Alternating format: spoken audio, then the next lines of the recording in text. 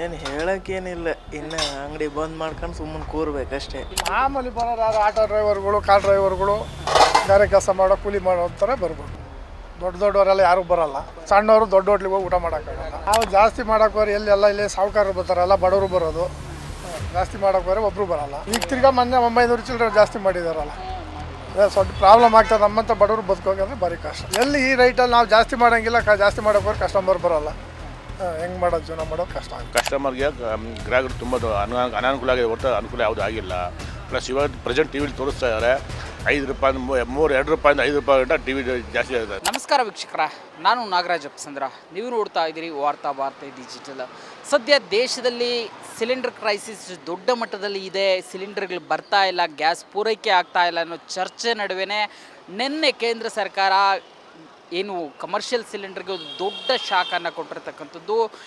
993 ರೂಪಾಯಿಯನ್ನು ಒಂದೇ ಬಾರಿಗೆ ಹೆಚ್ಚಳ ಮಾಡೋ ಮುಖಾಂತರ 3152 ರೂಪಾಯಿಗೆ ಈಗ ಕಮರ್ಷಿಯಲ್ ಸಿಲಿಂಡ್ರು 14 kg ಏನು ಸಿಲಿಂಡರ್ ತಗೊಳ್ತಾ ಇದ್ರು ಅದು ಹೋಗಿರ್ತಕ್ಕಂಥದ್ದು. ಆ ಮುಖಾಂತರ ಹೋಟೆಲ್ ತಿನಿಸುಗಳು, ಹೋಟೆಲ್ ಉದ್ಯಮ ಒಂದು ದೊಡ್ಡ ಹೊಡೆತಕ್ಕೆ ಗುರಿಯಾಗುವ ಎಲ್ಲ ಸಾಧ್ಯತೆಗಳಿರ್ತಕ್ಕಂಥದ್ದು. ಶೀಘ್ರದಲ್ಲೇ ನಾವು ಹೋಟೆಲ್ ತಿಂಡಿಗಳ ರೇಟನ್ನು ಹೆಚ್ಚಳ ಮಾಡ್ತೀವಿ ಅಂತೇಳಿ ಹೋಟೆಲ್ ಸಂಘದ ಅಧ್ಯಕ್ಷರಾದಂಥ ರಾವ್ ಕೂಡ ತಿಳಿಸಿರ್ತಕ್ಕಂಥದ್ದು. ಹಾಗಾದರೆ ಹೋಟೆಲ್ ಮಾಲೀಕರುಗಳು ಈ ಒಂದು ಗ್ಯಾಸ್ ಸಿಲಿಂಡರ್ನ ಹೆಚ್ಚಳದ ಬಗ್ಗೆ ಏನು ಹೇಳ್ತಾರೆ? ಯಾಕಂತಂದರೆ ಕಳೆದ 2 ತಿಂಗಳ ಅವಧಿಯಲ್ಲಿ 1300 ರೂಪಾಯಿಗೂ ಅಧಿಕ ಈ ಒಂದು ಕಮರ್ಷಿಯಲ್ ಸಿಲಿಂಡರ್ಗಳ ಬೆಲೆಯನ್ನು ಜಾಸ್ತಿ ಮಾಡಿರ್ತಕ್ಕಂಥದ್ದು. ಹೀಗಾಗಿ ಹೋಟೆಲ್ ಮಾಲೀಕರುಗಳು ಈ ಕುರಿತು ಏನು ಹೇಳ್ತಾರೆ ಕೇಳೋಣ ಬನ್ನಿ. ಇವತ್ತು 993 ರೂಪಾಯಿ ಮಾಡ್ತಾ ಇದೀವಿ ಸರ್, ಏನೋ ನೋಡೋಣ, ಕಮ್ಮಿ ಮಾಡ್ತಾರೇನೋ, ಮಾಡ್ತಾ ಇದೀವಿ ಅಷ್ಟೇ. ಕಮ್ಮಿ ಮಾಡ್ತಾರಂತ ಜಾಸ್ತಿ ಆಗ್ತದಂತ ಗೊತ್ತಿಲ್ಲ ಸರ್, ಏನು ಮಾಡ್ತಾರ. ಊಟದ ರೇಟ್ ಅಂತೂ ಹೆಚ್ಚಿಲ್ಲ, ಇನ್ನೂ ಏನು ಮಾಡಿಲ್ಲ ಸರ್, ಮಾಮೂಲಿ. ಸರ್ ಹೇಳಿ, ನಿನ್ನೆಯಿಂದ ಸಿಲಿಂಡರ್ ಬೆಲೆ ಕಮರ್ಷಿಯಲ್ ಸಿಲಿಂಡರ್ 993 ರೂಪಾಯಿ ಜಾಸ್ತಿ ಆಗಿರೋದು, ಏನು ಹೇಳ್ತೀರಿ?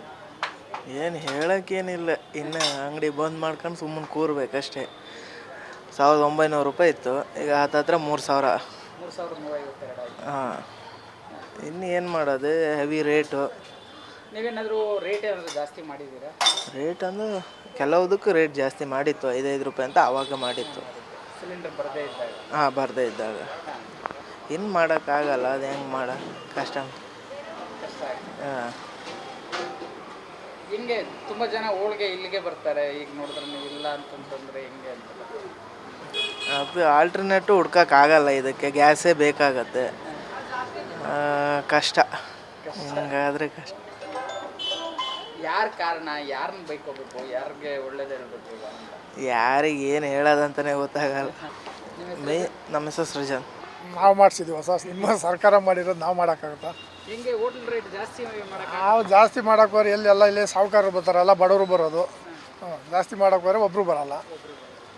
ಏನೋ ಬರ್ತಾರೆ ಮಾಮೂಲಿ ಬರೋರು ಯಾರು ಆಟೋ ಡ್ರೈವರ್ಗಳು, ಕಾರ್ ಡ್ರೈವರ್ಗಳು, ಗಾರೆ ಕೆಲಸ ಮಾಡೋ ಕೂಲಿ ಮಾಡೋ ಅಂತಾರೆ ಬರ್ಬೋದು. ದೊಡ್ಡವರೆಲ್ಲ ಯಾರು ಬರೋಲ್ಲ. ಸಣ್ಣವರು ದೊಡ್ಡ ಹೋಟ್ಲಿಗೆ ಹೋಗಿ ಊಟ ಮಾಡೋಕ್ಕಾಗಲ್ಲ. ಏನು ಮಾಡ್ತೀರಾ, ಹಿಂಗಾಗೈತೆ. 2 ತಿಂಗಳಿಂದ 1300 ರೂಪಾಯಿ ಕಮರ್ಷಿಯಲ್. ಹೌದು, ಈಗ ತಿರ್ಗಾ ಮೊನ್ನೆ 900 ಚಿಲ್ಲರೆ ಜಾಸ್ತಿ ಮಾಡಿದಾರಲ್ಲ, ಸ್ವಲ್ಪ ಪ್ರಾಬ್ಲಮ್ ಆಗ್ತದೆ. ನಮ್ಮಂಥ ಬಡವರು ಬದುಕೋಗಂದ್ರೆ ಭಾರಿ ಕಷ್ಟ. ವ್ಯಾಪಾರ ಡಲ್ ಆಗಿದೆ ಸರ್, ವ್ಯಾಪಾರ ಏನಿಲ್ಲ. ವ್ಯಾಪಾರ ಎಲ್ಲಿ ಈ ರೈಟಲ್ಲಿ ನಾವು ಜಾಸ್ತಿ ಮಾಡೋಂಗಿಲ್ಲ, ಜಾಸ್ತಿ ಮಾಡೋಕ್ಕೋರೆ ಕಸ್ಟಮರ್ ಬರೋಲ್ಲ. ಹೆಂಗೆ ಮಾಡೋದು, ಜೀವನ ಮಾಡೋದು ಕಷ್ಟ ಆಗಿದೆ. ಗ್ಯಾಸ್ ರೇಟ್ ಜಾಸ್ತಿ ಆಗಿದೆ, ಏನು ಮಾಡೋದು, ಈ ಪೊಸಿಷನ್ ನಡೀತಿದೆ, ಭಾಳ ಕಷ್ಟ ಆಗಿದೆ ಇದು ಅಂತ. ಹೌದು ಮಾಡಿದ್ವಿ, ಜಾಸ್ತಿ ಮಾಡಿದ್ವಿ. ಜಾಸ್ತಿ ಮಾಡೋದು ಆಗೋದಿಲ್ವಲ್ಲ, ಜಾಸ್ತಿ ಊಟ ಮಾಡಲೇಬೇಕು. ಅದು ಆಗೋದು ಕೆಲಸನೇ ಅಲ್ಲ, ಅದು ನಮಗೇನು ವರ್ಕೌಟ್ ಆಗೋಲ್ಲ. ಇದು ಭಾಳ ಕಷ್ಟ ಇದೆ ಇದರಲ್ಲಿ. 2 ತಿಂಗಳಿಂದ 1300 ರೂಪಾಯಿ ಜಾಸ್ತಿ ಆಗಿದೆ. ಹಾಂ, 1300 ರೂಪಾಯಿ ಜಾಸ್ತಿ ಇದೆ 2 ತಿಂಗಳಿಂದ. ಹಾಂ, ಇವತ್ತು ದಿವಸ ತೋರಿಸ್ತಾವ್ರೆ. ಹಾಂ, ಇನ್ನೂ ಜಾಸ್ತಿ ಆಗುತ್ತೆ ಅಂತ ಹೇಳ್ತಾವ್ರೆ. ಟಿವಿಲಿ ತೋರಿಸ್ತಾವ್ರೆ. ಅಶೋಕ್ ಅಂತ. ಏನು ಹೇಳ್ತೀರಿ ಸರ್ ನೀವು? ಸರ್ ನಾವೇನು ಹೇಳಿ, ಮುಂಚೆ ತುಂಬ ಚೆನ್ನಾಗಿತ್ತು. ಸರ್ ಊಟದ ರೇಟ್ಗೆ ಒಂದು ಮುದ್ದೆ ಮುಂಚೆ ಒಂದು 20 ರೂಪಾಯಿ ಇತ್ತು, ಇವಾಗ 5 ರೂಪಾಯಿ ಜಾಸ್ತಿ ಆಗೋಗಿದೆ.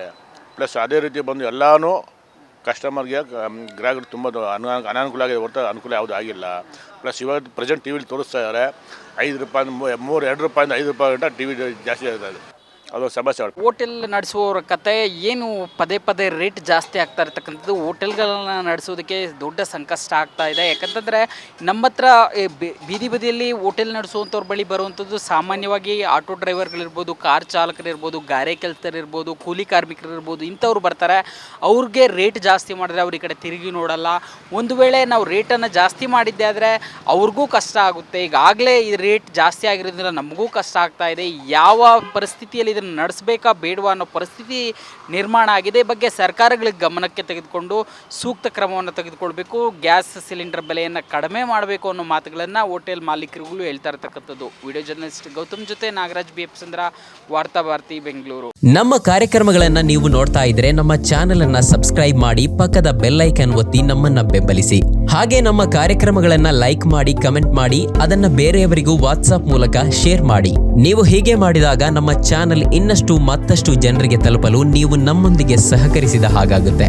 ಇದು ನೀವು ಯಾವುದೇ ಖರ್ಚಿಲ್ಲದೆ ಕೆಲವೇ ಸೆಕೆಂಡುಗಳಲ್ಲಿ ನೀಡಬಹುದಾದ ಸಹಕಾರ. ಧನ್ಯವಾದಗಳು.